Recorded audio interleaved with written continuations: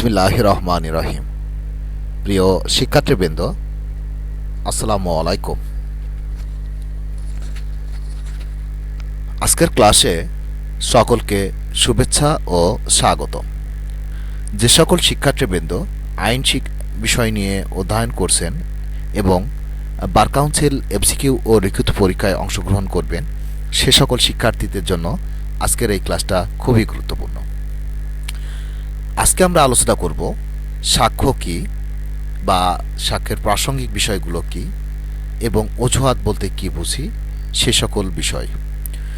আর এ সকল বিষয়গুলো আলোচনা করতে গেলে যে বিষয়টা আগে আমাদের ভালো করে বুঝতে হবে সেটা হলো সাক্ষ্য এবং প্রাসঙ্গিক বিষয়।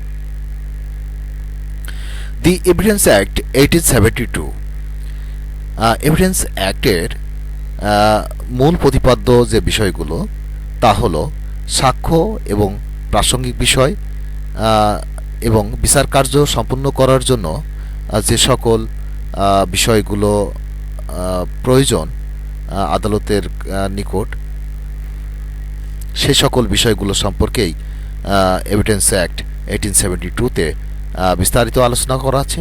তার মধ্য থেকে আমরা জানার চেষ্টা করব কোনো অপরাধজনক ঘটনার পূর্ববর্তী পরবর্তী আচরণ এবং অজুহাতটা কী বা অ্যালিবাইটা কী আর কিভাবে সেটা প্রাসঙ্গিকতা পায়। তো চলুন প্রিয় শিক্ষার্থীবৃন্দ, এই সকল বিষয় সম্পর্কে আমরা জানার চেষ্টা করি। Evidence or proof or claim that a person who is suspected to have committed a crime actually did not commit it because that person was elsewhere when the crime took place.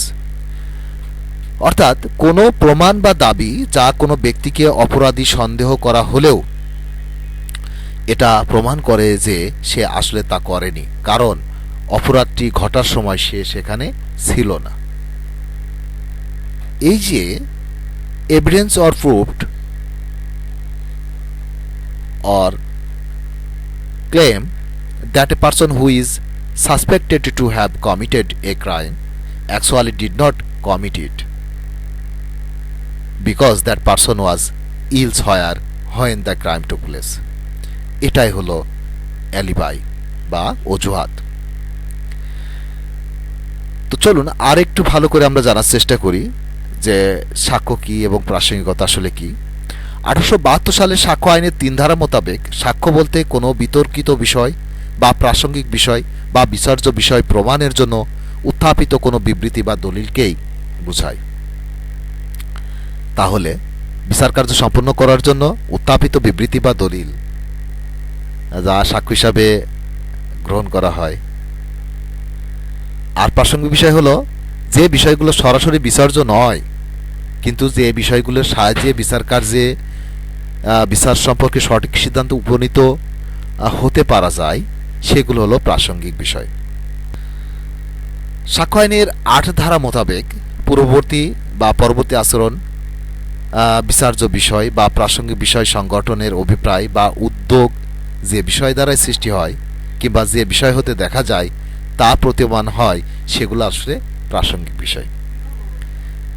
তার মানে প্রাসঙ্গিক বিষয় হলো বিচার কার্য সুষ্ঠুভাবে সম্পন্ন করার জন্য যে বিষয়গুলো আসলে বিচার্য নয় কিন্তু তারপরে সে বিচার কার্যের সঠিক সিদ্ধান্ত উপনীত হওয়া যায়, সেগুলো হলো প্রাসঙ্গিক বিষয়। আর 8 ধারাতে সম্পর্কে বিস্তারিত বর্ণনা করা আছে। কোনো মামলা কিংবা বিচার কার্যক্রম সম্পর্কে বা তাতে বিচার্য বা প্রাসঙ্গিক কোনো সম্পর্কে মামলা বা বিচার কার্যক্রমের কোনো পক্ষ বা কোনো পক্ষের প্রতিনিধির আচরণ এবং যে ব্যক্তির বিরুদ্ধে সংগঠিত কোনো অপরাধ কোনো ফৌজদারি কার্যক্রমের বিষয়বস্তুর তার আচরণ যদি কোনো বিচার্য বা প্রাসঙ্গিক বিষয়কে প্রভাবিত করে বা তার দ্বারা প্রভাবিত হয়, তবে সেই আচরণ সংশ্লিষ্ট বিষয়কে পূর্ববর্তী হোক বা পরবর্তী হোক তা হলো প্রাসঙ্গিক বিষয়। তাহলে উল্লেখিত প্রসঙ্গের শেষ অংশ অনুযায়ী সাক্ষ্য আইনের 11 ধারা মোতাবেক আমরা যে কথাটা বলতে পারি, অভিযুক্ত আসামি যদি ঘটনায় বর্ণিত দিন কিংবা সময়ে অন্যত্র অবস্থান করে আত্মপক্ষ সমর্থনমূলক বক্তব্য আদালতে উপস্থাপন করে নিজেকে নির্দোষ প্রমাণ করতে চায়, তাকেই আসামির অজুহাত বা আলিবাই বলে। তাহলে যে বিষয়টা দাঁড়ালো সেটা হলো ওই যে কোনো একটা বিচার্য বিষয়ের পূর্ববর্তী পরবর্তী আচরণ এগুলোই কিন্তু প্রাসঙ্গিক বিষয়। হ্যাঁ, এগুলো হলো প্রাসঙ্গিক বিষয়। আর এই প্রাসঙ্গিক বিষয় সেটা কিন্তু প্রমাণ করলেই সেটা আদালতের কাছে প্রাসঙ্গিক হবে। সাক্ষ্য আইনের 11 ধারা মোতাবেক আসামির অজুহাত আদালতে প্রাসঙ্গিক। যেমন আমরা বলতে পারি, the man has a very strong alibi, he was out of the country when the murder took place.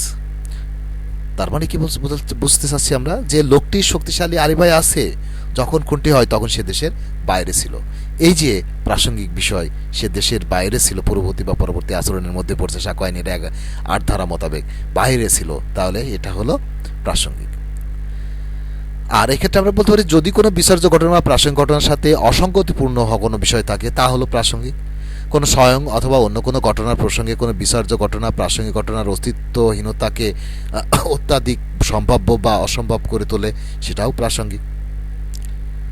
আর এই সকল বিষয় সাক্ষ্য আইনের 105 ধারা মোতাবেক 5 ধারায় বলা হয়েছে এই সকল বিষয় সম্পর্কেই, যে কোনো অপরাধে অভিযুক্ত আসামির মামলা যদি ব্যতিক্রমের মধ্যে পড়ে তা প্রমাণের দায়িত্ব অভিযুক্ত ব্যক্তির উপরই ন্যস্ত থাকে।